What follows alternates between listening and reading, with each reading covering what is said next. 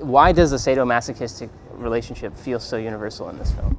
I think once that's normalized in the film, once you overcome that kind of sensational aspect, that you see that actually they're the same as anyone else. I mean, I'm not into metaphors, but it did seem a potent example of give and take in a relationship. And I'm not trying to judge either way, but it could be any activity which is, okay, this is usually off the curriculum, this kind of stuff they're doing, but there are many things that people just find distasteful or don't want to do, but you do it to keep the other person happy. And it's not even in the bedroom, it's just about life, where you want to live, and how you manage your life. There's always someone compromising in a relationship. So for me, the circle this film revolves around, it's compromise, consent, and coercion. And all these factors are in a relationship, even if you don't know they're there. And I don't know the answer to it, I'm just observing it.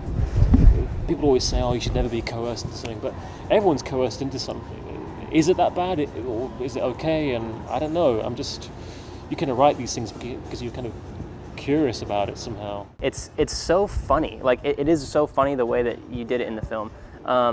But it's also very true, and it's also just a sort of a really great way of taking that dynamic that happens within intense relationships and visualizing it, And my question is, how did you land on the moths and the butterfly as a visual motif or whatever to help reinforce that? I mean, I tried not to make it as a metaphor, but it was more about, it's there as a texture, it's there as an atmosphere, it's something which kind of serves the idea of this autumnal sense that things are dying, leaves are falling, the cataloguing, and also just conveying the anxiety, when the moths fill the screen, it's a very anxious image that seemed to kind of capture that state of mind she was in somehow.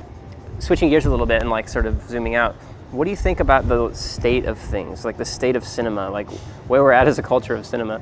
Are you optimistic? Do you feel like it's going down the drain, or do you feel like it's more interesting than ever? What's your take on that question? Well, I mean, cinema is really evolving. There's no question about it. I think the language of cinema is a really exciting time to be making films. In terms of getting those films made, I think there's no shortage of talent. There's too much bloody talent. I can never get into festivals. Actually, I hate cinema now. It's just too bloody good. But I mean, I think it's a very basic thing that if you like films or like a filmmaker, if you want to see more work, you can't be disappointed if you're not buying that work. I don't want to lecture people because that's just kind of patronizing. So it is just that. If you like someone's work, then don't be surprised if you don't see it again. If you're not buying it, that's all really. Well, how do you feel about you said distribution is a problem, and I agree, and it is the problem that people are not watching movies. You go see these great films in the whatever, the biggest theaters, and there's 8 people in the theater, and it's these are the best films that are coming out right now, yet there's only 8 people in the theater. It's kind of sad. But as a filmmaker, how much more is this making you get involved in the distribution side? Are you?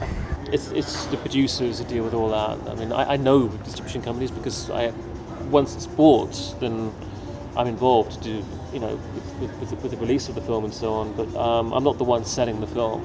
But just giving some sort of sympathy for downloading.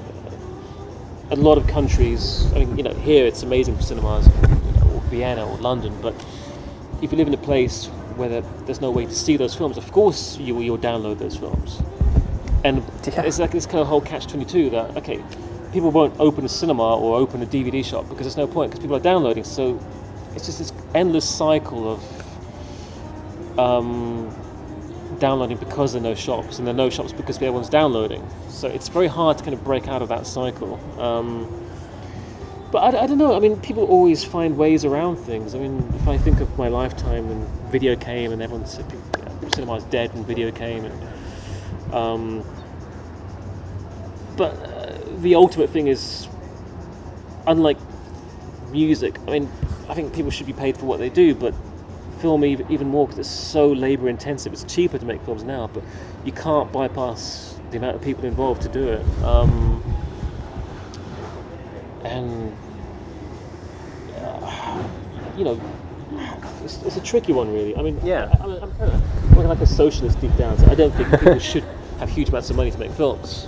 Why is a filmmaker more important than a doctor? Well, yeah, that leads me to my next couple questions. Is, I mean, one, you sort of talk about the state of cinema and the language of it changing. You know, what I worry about is that, yes, we have tons of talent and tons of films, and there's great films coming out every week, everywhere. There's great stuff being made. My concern is like visual literacy. Like, there's so many more images that we're consuming. There's so many more films and so many more just visual images attacking us at all points in our lives. But are we learning to actually read that imagery, or is that being lost? If you take the average mainstream film, if you take an action film, for instance, if you take a film from 30 years ago, if you count the amount of cuts in that film compared to the amount of cuts now in the same type of film, the increase is just drastic. I don't have numbers, but I remember someone talking about it and counting the cuts.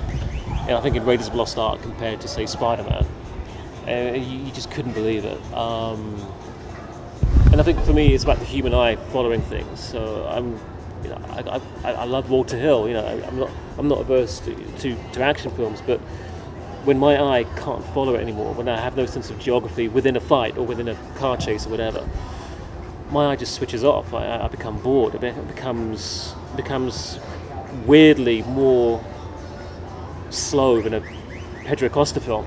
It's strange like that. So I think they're just trying too hard to cut and cut and cut.